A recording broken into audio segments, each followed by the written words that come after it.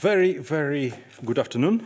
Hereby, I open this academic ceremony in which Renata Gukovas will defend the academic thesis, Skills for Resilience, Human Capital and Occupational Mobility Across Dynamic Labor Markets.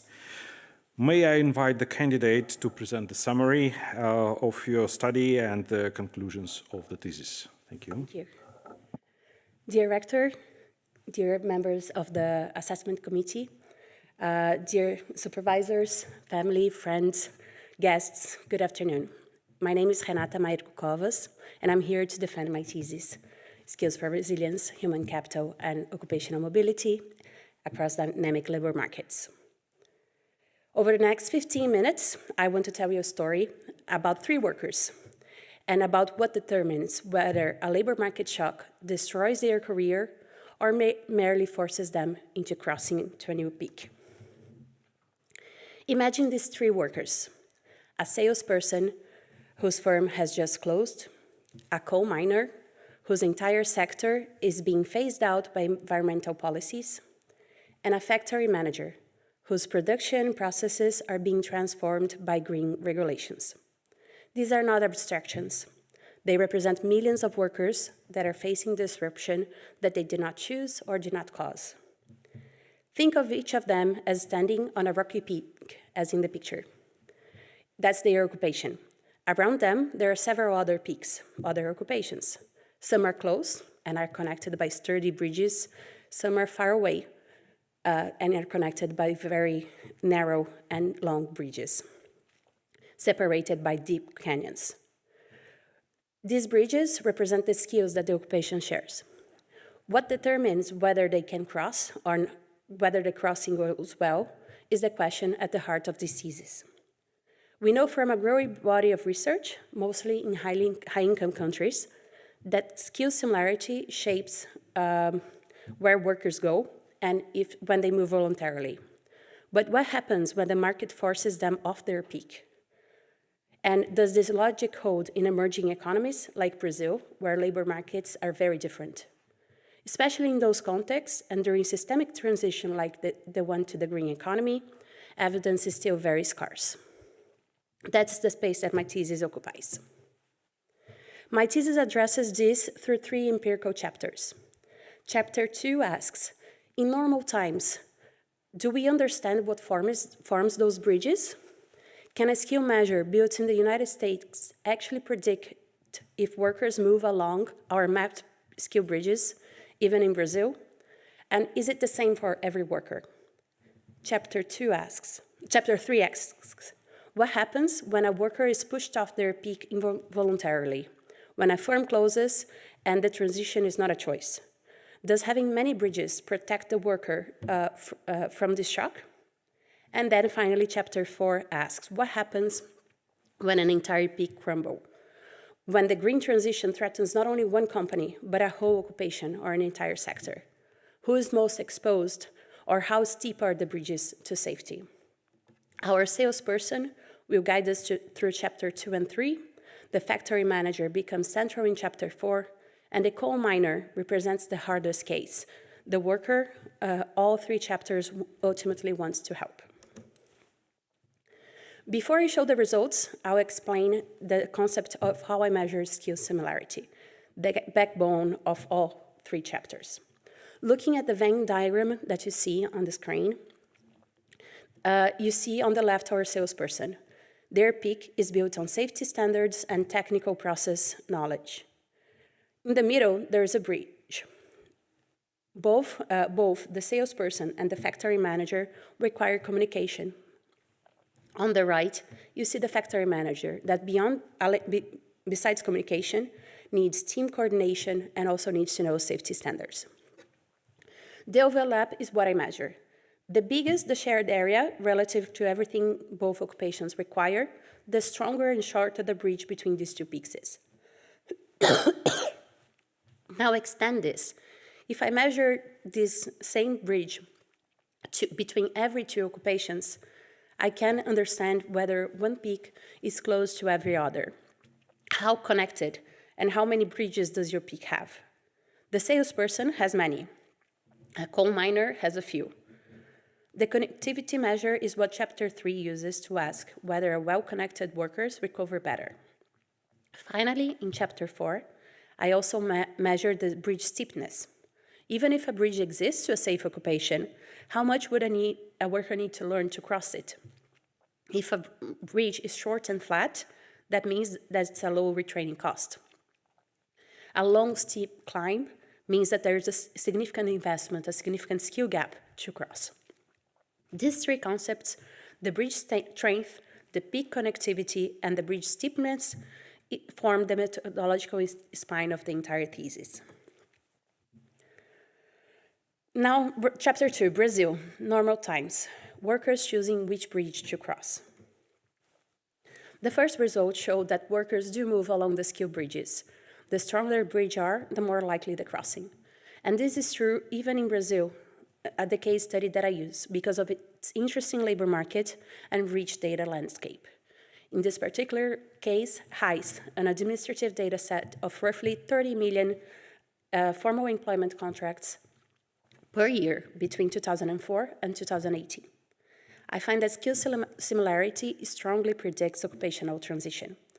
Workers in the 95th percentile of skill similarity between two occupations are 2 to 5 times more likely to make that transition than workers in the 5th percentile. The bridges are real, we can map them, and workers use them. Think of our salesperson. In normal times, their high connectivity, communication, persuasion, client management opens doors to telemarketing, account management, and customer service roles. Many peaks within reach, many bridges to take. This is exactly what the data confirms. The methodological contributions matters too. This skill measure is built for the US labor market, yet it also explains labor flows in Brazil. That means that countries that do not have their own occupational databases can still use those tools to inform public policy. But the bridges are not equal to everyone. The effect is stronger for mid-career and educated workers, and weaker for younger workers and women. These peaks may be connected, but not everybody finds the bridges equally easy to cross. This inequality becomes central in Chapter 3.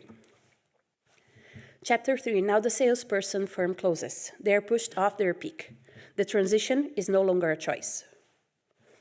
Chapter 3 uses firm closures and mass layoffs as natural experiment.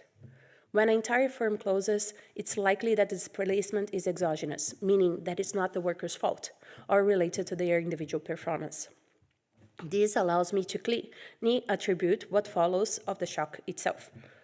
When company closes, the salesperson is pushed off their peak, but the peak itself still exists for everyone else. This is a localized shock. The baseline results are large, following existing evidence in the literature. In the year of displacement, income drops by 40%, employment probability falls by 45%, and occupational switching increases significantly. And 5 years later, a permanent wage scar of around 10% remains. These numbers are very large. Being pushed off a peak and suffering 40% income drop is catastrophic for most households. A 10% permanent scar compounded over a career represents a massive loss of lifetime earnings. Now the question, having a higher occupational mobility being connected to many bridges actually protect workers from these effects? And here's the central paradox and a very interesting finding of the thesis. Workers in well-connected occupations find employment about 2.8 percentage points faster than those that have fewer connections. The many bridges help them move quickly. But when I compare them to similar workers who are never displaced, using a triple different design, the same workers fall further behind in wages. The bridges help them move fast, but speed comes at the wage cost. Think of our salesperson. Under the pressure of displacement, they cross to the nearest available peak, not the mass-matched one. Fast, but skill distant. The result is a lasting wage penalty. And critically, education reverses this completely. For highly educated workers, having many bridges actually still buffers the wage scar. Their credentials help them find a well-matched peak, even under pressure.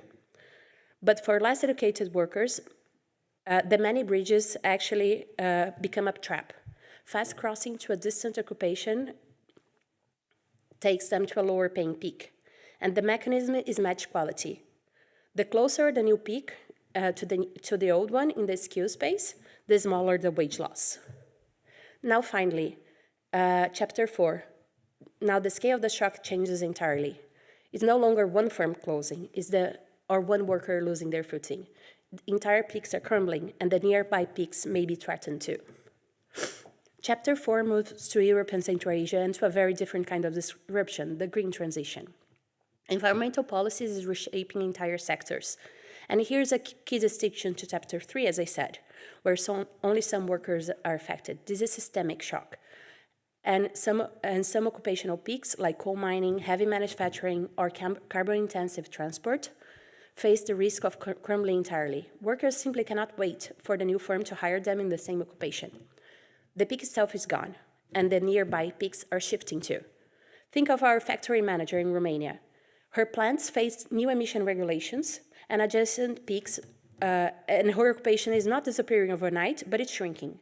And the bridges to nearby peaks matter enormously. Crucially, unlike our coal miner, she has something valuable.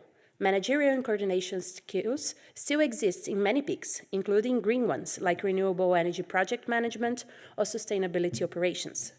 Her bridges are shorter and flatter. The coal miner, by contrast, stands on one peak that is crumbling and has very few bridges outward. His skills are deep but narrow, specific to extraction, to underground operations, to a sector that is being phased out. The nearest peaks are distant and the bridges are steep. To map this systematically, I develop a dual risk framework. Every occupation faces two dimensions of risk.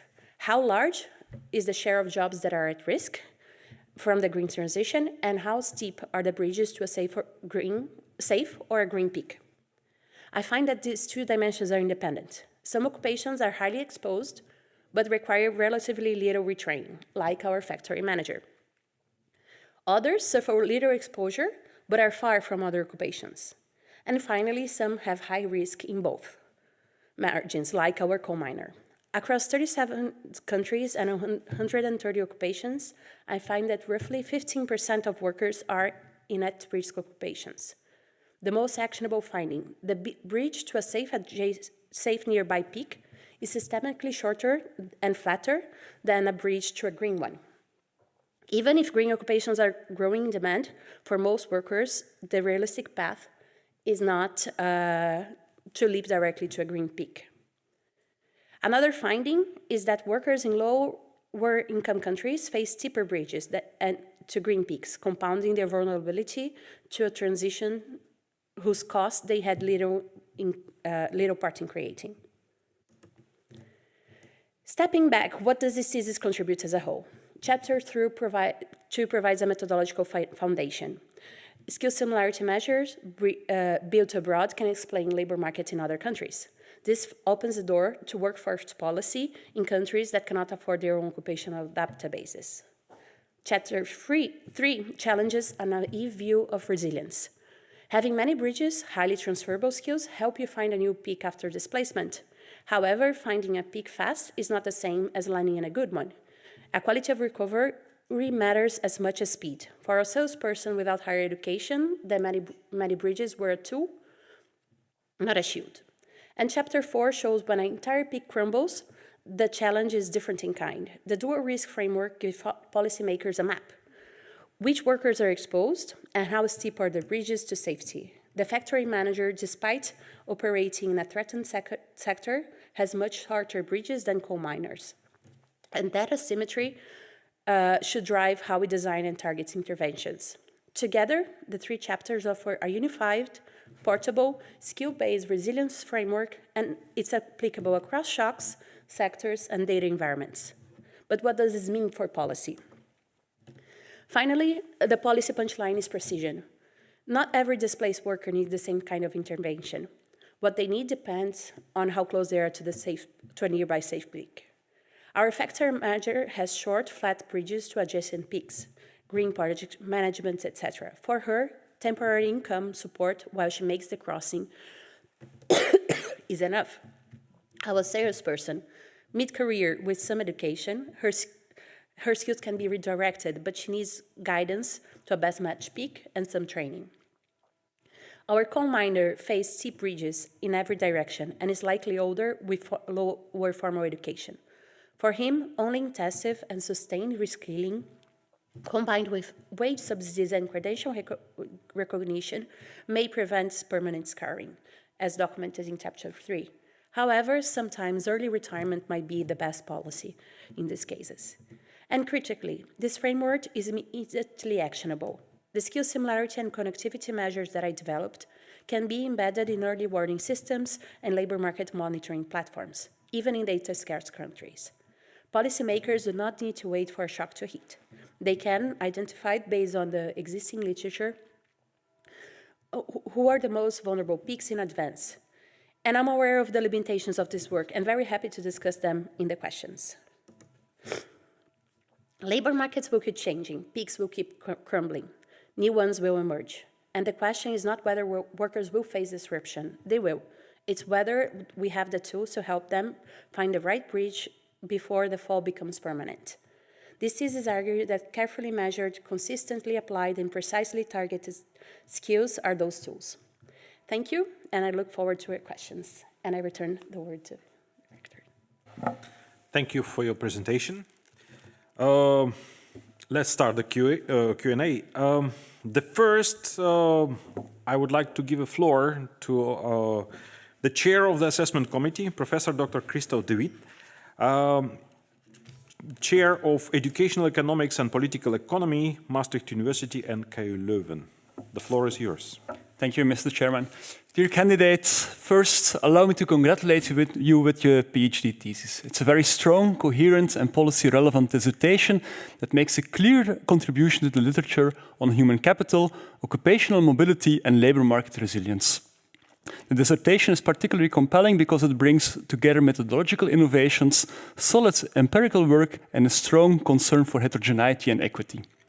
Nevertheless, reading such a thesis, it triggers a lot of questions to me. First question where I'd like to challenge you a little bit is on Chapter 3, in which you identify the effects of job displacement by focusing on firm closures and estimating a matched event study difference and differences model. Of course, you pose it there as exogenous, but that's of course what we as education economists keeps us away. We really focus on endogeneity, and as you said, it's an exogenous shock because it's not the workers' default, but there might be a lot of other issues going on. For instance, there might be firm closures correlated in concentrated sectors and regions and local labor markets which do have already a downward trend and where there might be such a kind of pre-existing trend already. So my question, I do have two questions on this.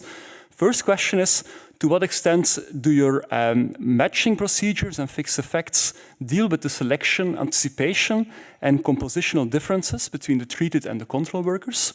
And what would be then mainly the main limitations of such a design? And second question is this, in how would your results survive if we would allow for sector by region, sector by year fixed effects and region by year fixed effects? So a more elaborated version than what you did with sector and region fixed effects separately. Highly esteemed opponent, thank you very much for your questions and kind words. And I'd like to take one at a time. So first, using firm closure and the difference in difference design is something that's well established in the literature. Many papers rely on that to estimate the causal effect. I understand that this is not bulletproof. There might be cases where indeed you have some type of endogeneity that might trigger the results. One big advantage that we have in this case is using the Brazilian labor market for that purpose. It is an extremely large country and has several different regions with different economic activities and different results, different paces. And when we include some of the regional effects, it allows us to build a control group that faces very similar situations. So we match those two groups based on a trend of the three previous years. And one can assume that both workers, if they face the same trend over the previous years, it's less likely that their current economic situation would be very different, and therefore that would be the cause of the effect of the displacement. We do include sector and region dummies, but we do not combine them. This is something that definitely could be done in a follow-up if we were to publish this paper for extra control. However, I don't believe that this will change significantly. When we first included the different controls, the results were very persistent under this, within the same specifications. And, well, I believe the results wouldn't be significantly different. Yeah, I hope I answered you. Yeah, definitely. Thank you very much. I do have also a second question, which deals with the role of education that you have. So across chapters 2 and 4, education systematically, or you systematically condition on education at the value of skill transferability. And against that background, I would like to clarify on how you see formal education as a framework. Do you see education primarily as a proxy for richer, broader, and more adaptable skill bundles that are not really captured yet by the occupation-based skill measures? Or do you interpret education more as a signaling or screening device that affects reallocation independently of measures and skill mobility? So how do you treat education as a kind of broader framework there? Highly similar opponent. Thank you again for your question. And this is indeed one of the questions that I've been thinking about throughout the thesis and as I was preparing the presentation afterwards. Because as you've said, the role of education is very different across the sectors. One hypothesis that I have is that formal education brings you credentials that you might not be able to show when you don't have a higher degree. A higher level of degree shows the skills that you, in theory, possess. However, if you only have a middle level of education or low level of education, you're based on your CV, you are just assumed to have the basic level of skills that are not specific to a job or anything. And if you have not worked in an occupation that provides you with extra skills that are niche specific and they are far away from others, but they do that's because they have specific skills that you cannot be easily replaceable. So possibly the case is that you don't have the signal of a higher level of education, and you also don't have the signal of potential on-the-job learning. So this might put you out in a lower advantage position. The second way that this might play out is that these workers that have lower levels of education and have more general skills, they're also very common in the labor market. So they face a huge, steep competition when they lose their jobs. So it might be the case that because they have a scar in their CV, they might suffer more consequences of that displacement. So in sum, it's basically the combination of the two. So it's both the signaling that you see as well as the package as a whole, the learning and the human capital basically that you see. Yes, exactly. I see that's both situations can explain that, and it would be very interesting to try to test which of them would be the most important factor. Okay, thank you very much. Thank you. The position will be continued with Dr. Joana Silva, present online, Associate Professor of Economics at Católica Lisbon School of Business and Economics and Deputy Chief Economist for Human Development at the World Bank. Joana, the floor is yours. Thank you very much and a very good morning. And let me first start by saying that I really appreciate this thesis and the presentation. Both were excellent. They are a very interesting exercise, both in terms of establishing causality and do descriptive analysis. So let me start by saying that. And my first question has to do with the paper that is causal, so the chapter that is causal, chapter 3, where the identification strategy uses firm closures and mass layoffs to identify the causal effects of displacement. And on that, my question has two parts. First, there were some pre-trends, how important that was. And the second link to that is this choice of strategy is very important to identify causal effects, but, comes with a cost that is less generalizable than for all other types of displacement. So how do you see that and for the validity of your work and how and also the issue of the pre-trends? Okay. Esteemed opponent, thank you very much for your kind words and question. Indeed, having a standard having a stable pre-trend does limit the interpretation. However,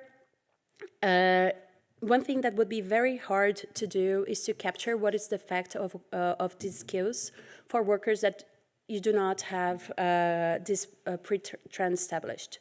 It's very likely that if they have a short occupation spell, or if they're fired not because of a large firm closure, if they are fired individually or for whatever other reason, it's very likely that there would be several other unobservable characteristics that impact job replacement afterwards. So if they're not fired because of a firm closure or a mass layoff, it's likely that their performance is not very good. So if that's the case, they might not perform well as well in a new interview, for instance, or they might have other characteristics like their level of soft skills, how they present themselves, that might be related to the fact that they don't find employment right after. This is very difficult to capture, and I think that either only an experiment would be able to try to trace that, or if we manage to find another measure that could try to capture these other skills, or try to understand what type of displacement happened, could try to capture that and generalize the results. However, I still find it's very important to know that, and it's very interesting to know that the fact that you have generalizable skills, that's something that's very defended in public policy to help workers defend themselves in skill mobility, is not actually a perfect shield.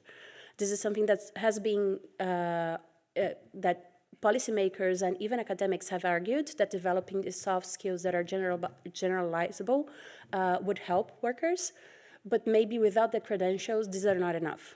So even if the results are limited and not completely generalizable, I think this fact is still clear, is still solid, and would hold value for the thesis. Thank you very much. My second question is the following. I think you discussed it as you were presenting. The presentation was excellent and very, very clear. But I want to push you even more on that, on the policy implications. For example, in the chapter 2, you said that the transferability of skills was weaker for women. What is the policy implication? In chapter 3, you were looking at this triple interaction, and you saw that men and women, in terms of the costs of displacement, they were different as well. So what are the policy implications of your analysis in terms of, their gender lenses, and also the reskilling angle? Thank you. Halissimo Point, thank you for your question. And this is something that I do on my work outside as well. So I look a lot into female labor force participation and the barriers that they face. And this is something that's also very interesting and made me think a lot while preparing the presentation. First of all, before coming to the policy implications, you need to know what are the facts that are going through. And through this thesis, I wasn't able to identify the exact mechanism that made skills, having transferable skills, not so helpful for women or for young people. I can only try to imagine and formulate hypotheses about that. So regarding the first chapter, the chapter 2, where I see the overall trends in normal times, I can imagine two factors. One of them is that women might be concentrated in fields where mobility is more limited, or they have preferences to they have skills that are, even if they are specific, they are different than those of men. This is one possibility, and I have not checked for that. Another possible explanation, and now I'm coming away from women and thinking about young people. Being young and having, you might have other effects that play and make you less able to reposition yourself in the labor market. And it could be not kept. Maybe it's not necessarily captured by the skills associated with your job. Maybe it's a fact that you have fewer connections. You have a shorter career and you don't have as many work connections to find work outside. Or also, I looked into the skills that you acquired in your previous job, but I didn't look into the history of the worker. An older worker has a longer employment history, and he might use skills that he acquired not in the previous occupation, but maybe sometime before. So this is another factor that young people might not have. For women, there's a third factor that might come into play. Sometimes they might have a nearby occupation. However, for women, unfortunately, due sometimes to care burden or other responsibilities, they might not want to move to any occupation and might need flexibility, might need different type of workplaces that maybe limits the number of peaks that they have actually. I do map the bridges in terms of what nearby peaks are available, but I don't have the characteristics of the job themselves that might actually limit what they have available. And for the third paper, one thing that is in line with the last chapter, one thing that's in line with the literature is that women are less concentrated in STEM fields. And this is these are the fields that are more concentrated in the new green economy. And by itself, it's just it confirms this finding, showing that women are further away because they don't have the skills associated with STEM occupations. And maybe incentivizing them to participate in this type of formation or education could help them when they enter the labor market. Thank you. Oops. Thank you very much. The position will be continued by a member of the assessment committee, Dr. Lubica Nedelkowska, also present online. Okay. Dr. Lubica is a faculty member of the Complexity Science Hub. Lubica, the floor is yours. Thank you very much. Dear candidate, thank you so much for this insightful dissertation and the presentation. I very much enjoyed reading the thesis. I think it's very creative and well done. And I very much enjoyed the metaphors through which you presented a complex thesis in a very engaging and clear way. And I'll try to use some of them in my questions as well. So my first question has to do with the concept of skill similarity. You make an extensive use of it throughout your thesis. I see skill similarity as asymmetric in nature, by which I mean that it has a skill range dimension, which you use extensively, but also a level dimension, which is not used in this thesis. Think of your example of a salesperson as a manager. Moving from a salesperson to a manager will require some training and probably lots of experience, while if a manager has to become a salesperson, they do not incur at least cost of training, or they do not require additional experience. So in that sense, we have different costs of mobility, right? In one direction, there is retraining cost, and in the other direction, there isn't.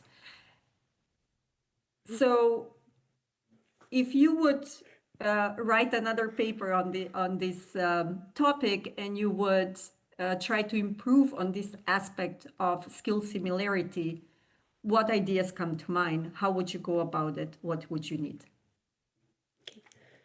Highly esteemed woman, thank you very much for your question. And this is indeed something that I've read your other work, and it's something that I try to do. From the moment I began the thesis, one thing that I thought was exactly that JSI, the Gender Similarity Index, and the similarity between occupations that I built, is a symmetric measure. And as you well said, moving sometimes the gap is different, like the level is different. One way that I tried to address this is I did incorporate the level, but in a different way, not to build a symmetry. However, in chapter 2, I go over 6 different types of indexes, and I try to explain which of them better explains labor mobility. And it turns out that the latter indexes, I took into account the complexity level that the skill is used by breaking it down into more skills. So for instance, I consider, if you imagine math knowledge, a waiter has math knowledge level 1, which means that he needs to know addition and subtraction. And a physicist has math level 7, because he needs to calculate the trajectories of a rocket landing on the moon, for instance. They need to know this. I assume that the physician has all the levels below that. He has intermediate level, and he has lower level as well. While the waiter that only needs to know basic levels of math only has math level 1. He doesn't have higher levels. And that comes in the similarity index. So if you, they will have a lower similarity based on the higher level, on the higher number of higher indexes, while in the first index, they would have a higher similarity. That doesn't solve the problem of asymmetry, but that makes the 2 occupations further apart. I try to include something similar to what you've done, try to see if the level of education of the different occupations would help me build this asymmetry. I imagine that an occupation with an average level of education that is higher than the other would mean that the climb would, the transition to that one would be a climb higher up. However, in Brazil, except for the occupations that require a formal degree, like lawyers or doctors, most occupations have a diverse set of workers. There's a continuum in the share of workers with higher levels of skill and middle levels of skill that could not build a measure that was, the measure was not very good to be used. Ideally, for the future, in a future research, I will try to explore this a little bit further, either through trying to see if some skills are acquired through technical education and try to give a measure of that, but that would require really to look deep into occupation by occupation and try to see if there is a skill gap. I try to address that as well in chapter 4 by looking into the skill gap to other occupation. And this is one thing that I think is very interesting in the thesis. In chapter 4, I still use the similarity index to find the match occupation that's closer. Because I assume that people, even though if I only use the skill gap, I would send everybody downwards. So I would send everybody to an occupation that requires fewer skills, because then the skill gap would be lower. However, by choosing an occupation based on the Jaccard Similarity Index, I send them to one occupation that minimizes the skill gap, but also minimizes the skill waste at the same time.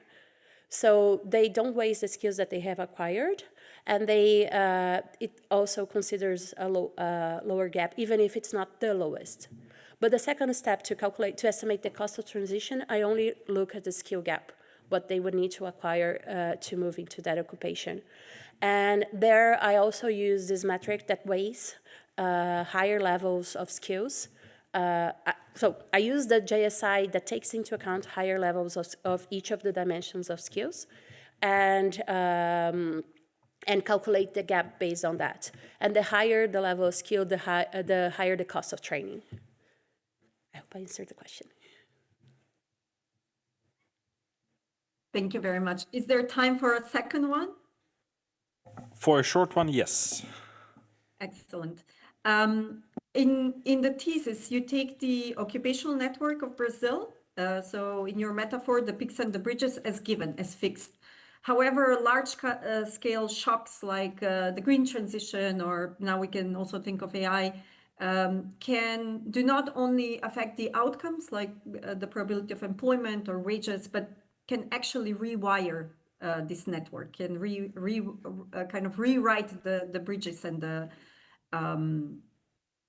the peaks. What implications can such rewiring have for your analysis, especially in chapter 5? Thank you. Alicia, opponent, thank you again for your kind words. And I think we are in a very interesting moment in time, and I'm very excited to have these theses and the methodology that was developed for that.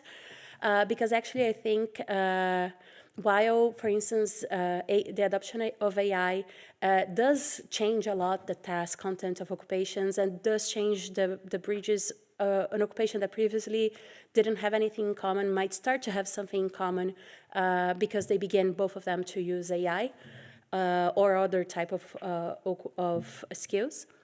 And also new occupations might arise. But the problem in the past was that to build these bridges, you relied on a database that wasn't static, but was almost static. So it's a database that's updated every year, but the process of updating it requires interviews with HR partners, interviews with people in those professions, and it takes a while to update that metric.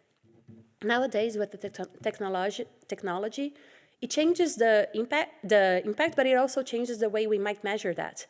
So while in the past we required a year to update one quarter of the occupations, now with these new technologies, we might be able to capture through online job postings or through other mechanisms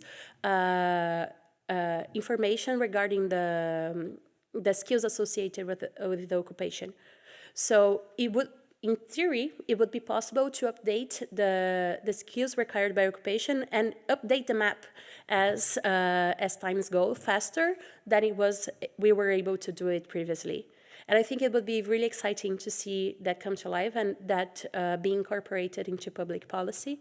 I think it's an exciting area of research to be in right now.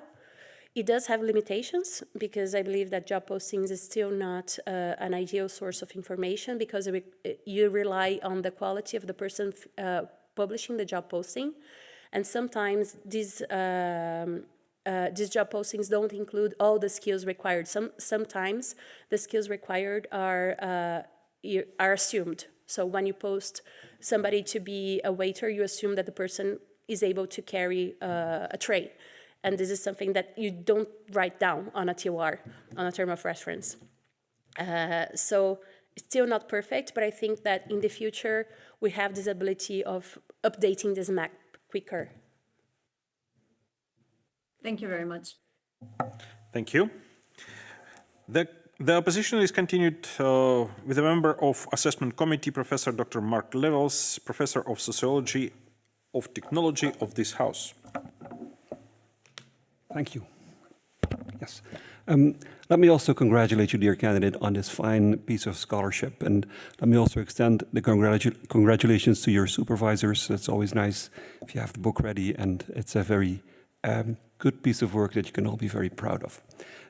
I am, however, also here to ask some critical questions, and I have two that relate to the validity of your work. And the first has to do with ONET, and the second has to do with the way you construct the Jacquard Similarity Index. So you use the ONET data that are based and collected that are collected in the United States and based on a United States labor market in a Brazilian context and also later in an international context. And there's a lot of scholarship on the limitations and the limitations in that approach. But you do it anyway, and you also say explicitly that you want to use your work to validate and you also said it in your presentation, to validate its use in a non-US context. And I wonder to the extent to which you succeed in that. So the problem is not so much with the crosswalk, and you have a lot of to say about that in your dissertation, and there's always a lot of issues with crosswalks. There's occupations that are not in both categorizations and so forth. But my issue is with the content of the occupations in different countries. So is a baker in Brazil actually the same as a baker in the US? And both in terms of content of tasks, jobs are bundles of tasks. Sometimes the bundles of tasks differ a little bit. In the US, a baker, and I looked it up, has to also knead dough, but also has to occupy an oven and so forth, whereas in Brazil, there's a specific mention of filling sweet pastries and savory pastries and so forth. The tasks may differ slightly, but also the intensity with which people use the task differ. There's informal differences between occupations. All of these things you cannot take into consideration when you use a crosswalk like this. Now that is not necessarily a problem, but it is a problem if these differences differ between occupations and you don't know how large the differences are. So I was reading this thesis and thinking, so what am I now to learn from this? How valid is this measure? How can I know it's valid?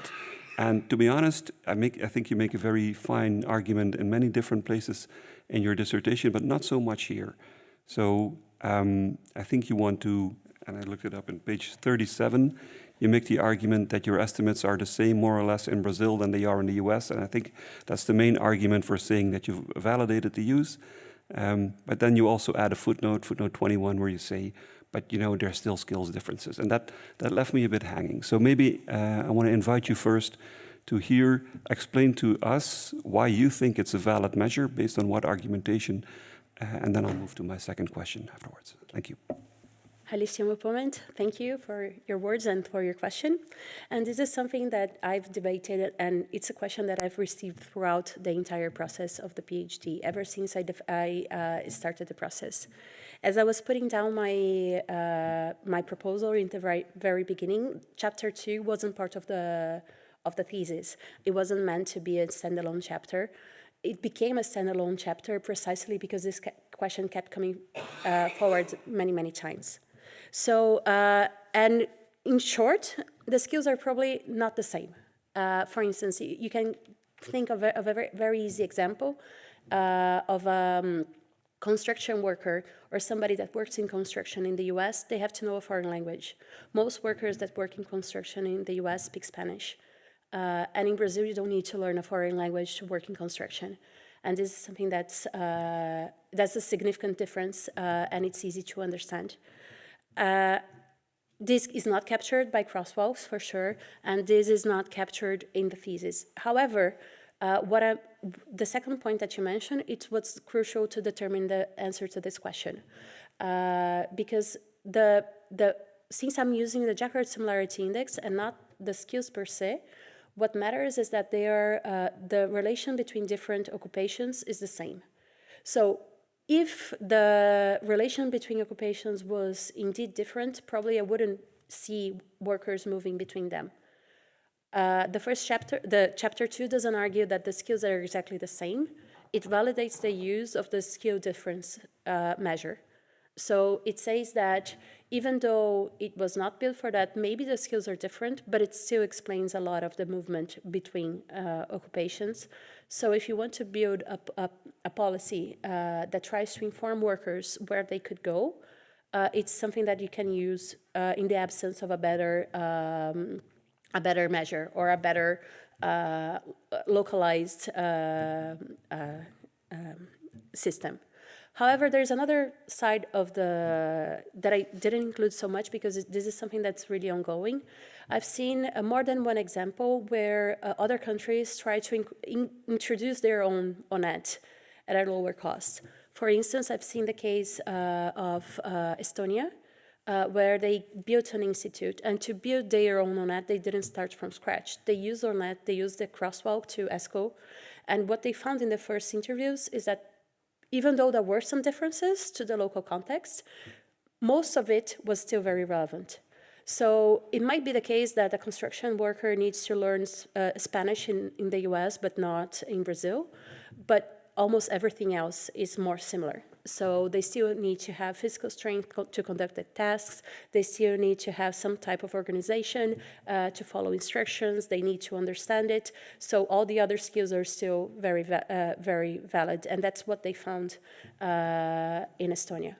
Of course, ideally, we would try to update it to the local context. But then that's the problem that I see in my thesis. Most countries don't have that personalized, individualized skill mapping. And having this type of measure is better than having no measure.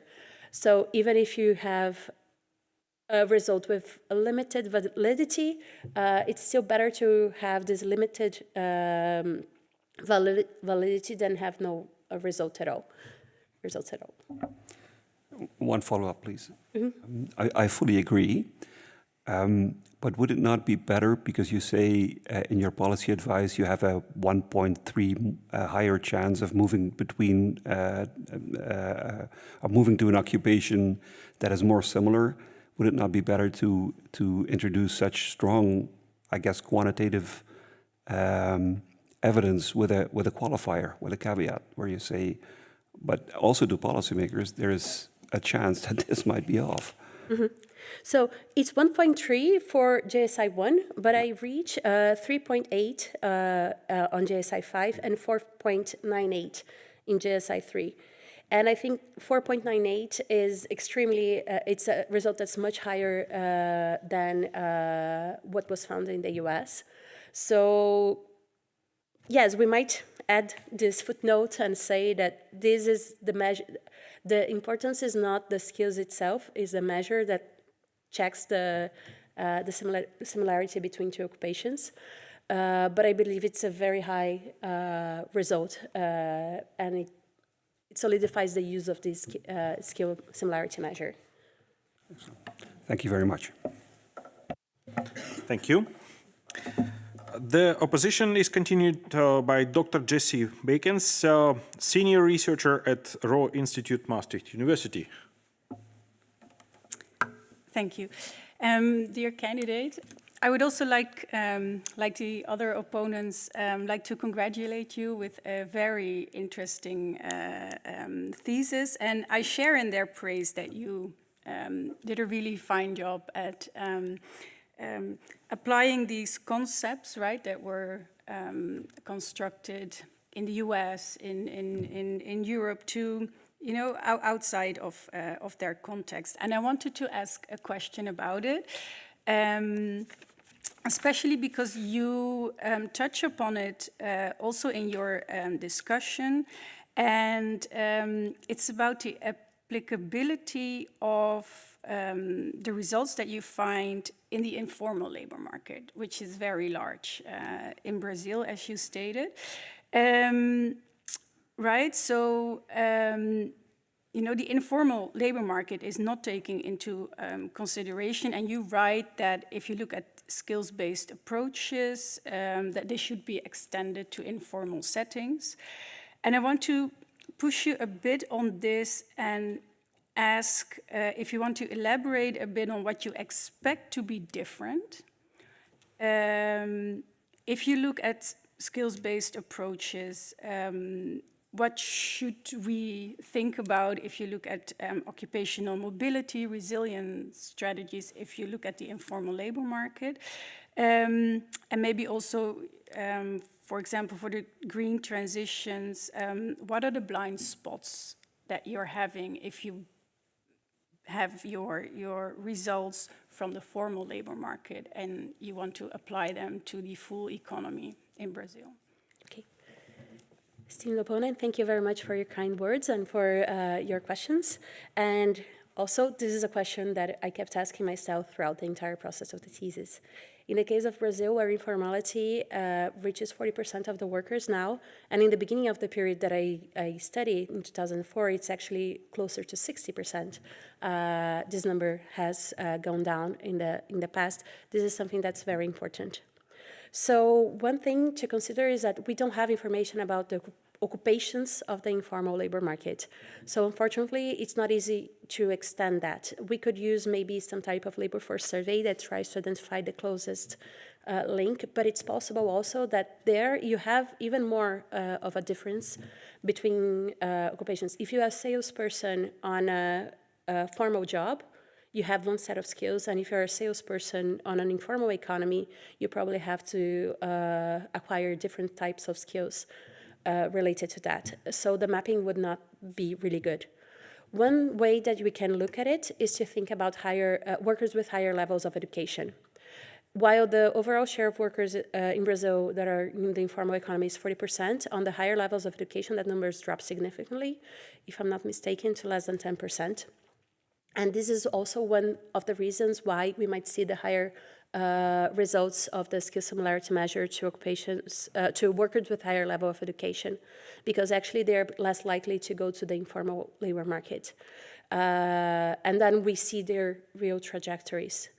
It might be the case that, for instance, in Chapter 3, where we look at the effects of displacement, these workers that have lower levels of education, they might resort to informal labor markets. And the impact of displacement might not be as large as I see, because I don't capture the informal labor market spells. However, it's still important to mention that informal labor market comes, even though they might be, the results might be lower, in terms of wages and probability of being employed. Informal labor markets don't offer any type of protection for workers. In the long term, they also have other advantages in terms of job security, overall, not only losing your job, but also like conditions of employment, etc. So it might be the case that the number of the impact of displacement in terms of probability of employment or wages might be lower. But then all the other effects related to employment, it could be that they have a higher impact on job security or pensions in the future, etc. Related to the green transition, this is also very important. And this is a place where we identify some occupations that are green, and they're mostly related to technical occupations or higher level of education occupations. However, in the informal sector, in the informal economy, there's a lot of work related to recycling that offers opportunities to people. Well, offers opportunities is a hard thing to say. It's something that people resort to when they don't have a lot of other options. Sometimes these are very hard occupations, and ideally for a policymaker, you wouldn't want them, you wouldn't, like, this is something that the worker has, but if you want to place the risk on the worker, maybe as a policymaker, I think it would be ethical to try to prevent them from reaching those jobs and trying to find other alternatives that are within the formal economy to protect workers. I think this is a role of the policymakers as well. We still, and this is about jobs that are being created. In terms of jobs that are being destroyed, I think if there are any jobs that remain, that are not actually being destroyed, they're just being destroyed in the formal labor market, I think this is something that is even more worrisome than the green jobs that are being created in the formal economy, because brown jobs, they're associated with highly polluting sectors, and it's very likely that they are also associated with occupational hazards. And if they remain in the informal economy, I honestly believe that this is an even bigger problem, because then in the informal economy, you don't have any of the regulations that guarantee that the worker has the safety standards to remain there. So they increase the risk, not because of losing their job, but because of their life. Thank you very much. Jesse, you're fine with the question? Okay, great. Thank you. Dear candidate, Renata Gukovas, the time appointed for your thesis defense has passed, and the degree committee will now withdraw to little room for the deliberation of the thesis and of your defense.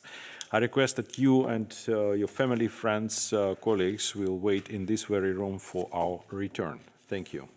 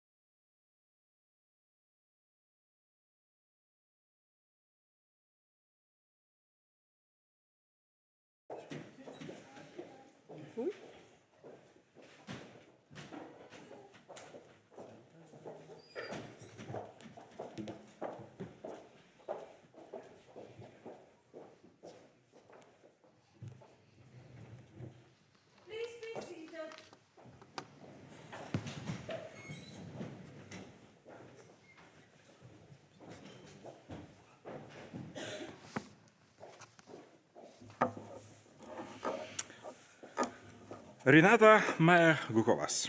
The degree committee here present has assessed the quality of your thesis and the quality of your defense. And in the view of its positive verdict and taking into account all your previous qualifications, the degree committee has decided to grant you the degree of doctor.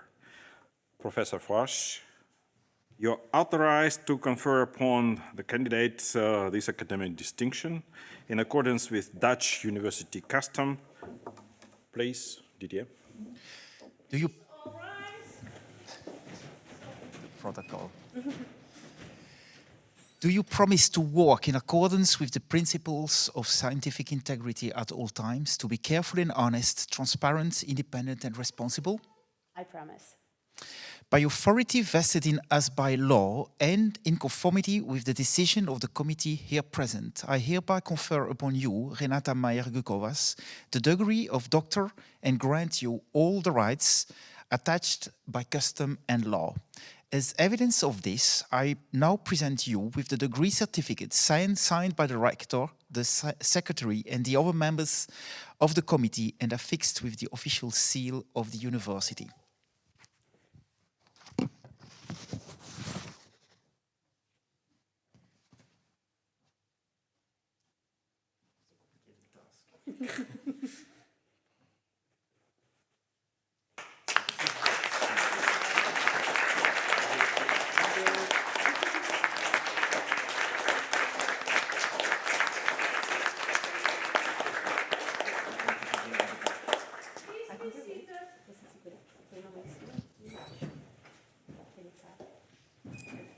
So, dear Renata, dear Dr. Gukovas, the process, the PhD process is long and challenging, and providing an overview of your journey, highlighting your achievement in a few minutes is challenging.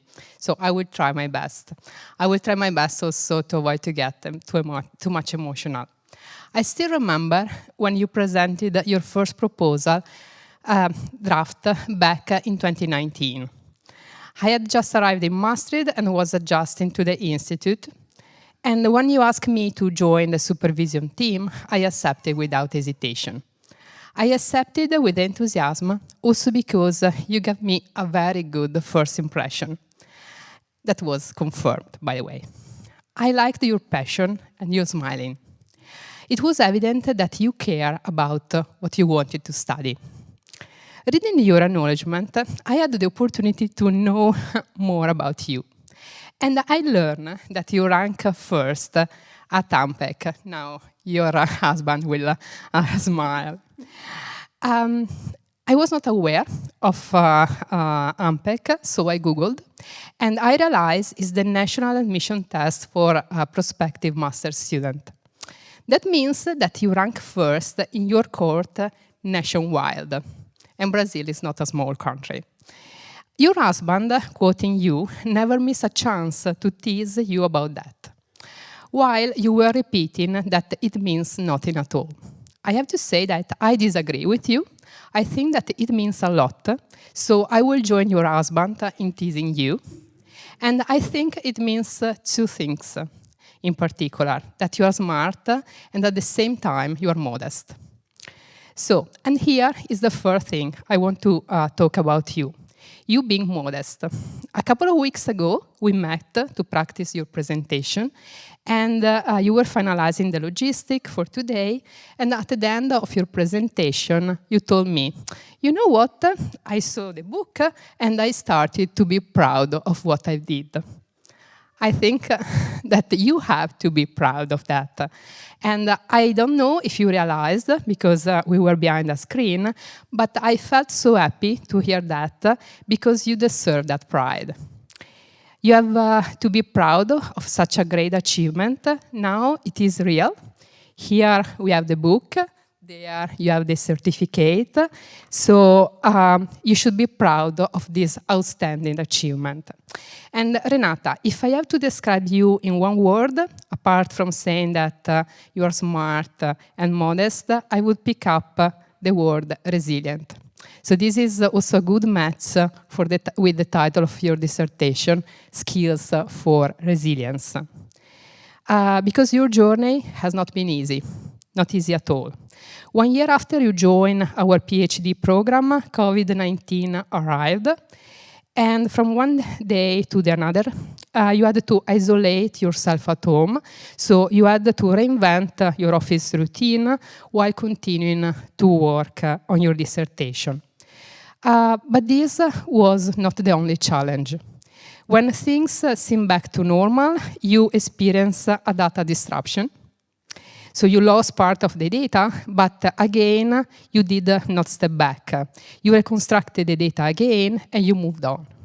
So you turned the challenge into an opportunity, because in reconstructing your data, you did even better, because you took the opportunity to clean up your code. And another example of your resilient attitude was the fact that in the middle of your journey, we accidentally discovered that another PhD was proposing the same idea for one chapter. So again, here another challenge, duplication of idea, but the challenge again became an opportunity, because you started co-authoring with your colleague Antonio. And over these years, you have achieved a lot, and beside your academic achievement, you have become a mom. And here we have Camilla. It was a pleasure to meet her yesterday. And so you were able to take care of your family, raise a wonderful child, and maintaining a demanding full-time job, and complete your studies. So all that, I would say, a superwoman. And I would like to conclude by thanking you for the great time we have spent together, and for being an independent PhD, whom I have learned a lot from, especially your attitude in facing life challenges. I want to conclude just with one suggestion. Take the time to enjoy what you have achieved. And quoting again your acknowledgement, you are wishing to take more time to dance, paint, run, and explore the world with your family, with Camilla, with your husband, your family, and your friends. And I wish you can do that. And I'm confident that you will succeed, whatever choice you make. And I wanted to conclude saying something in Portuguese, and please forgive me for my pronunciation if it's not correct. Renata, doutora Maastricht Gukovas, tenho muito orgulho de você e sua trajetória, assim como nós temos de vocês. I hope it's more or less correct. Desejo luto de menan para os seus próximos passos. And all the best. And thank you also, Didier. I think that the team was amazing, so thank you so much.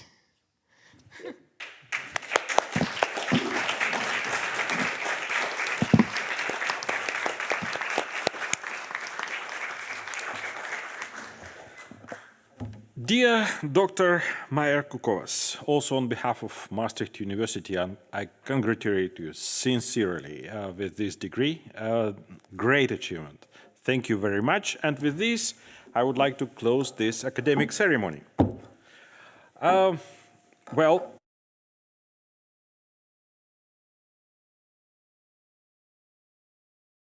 Meaning the committee, Renata, and the paranims are staying here because we will have a few moments with committee members online. That's first. Second, we need 2 volunteers to help us with pictures on the stairs. Okay, great. And for the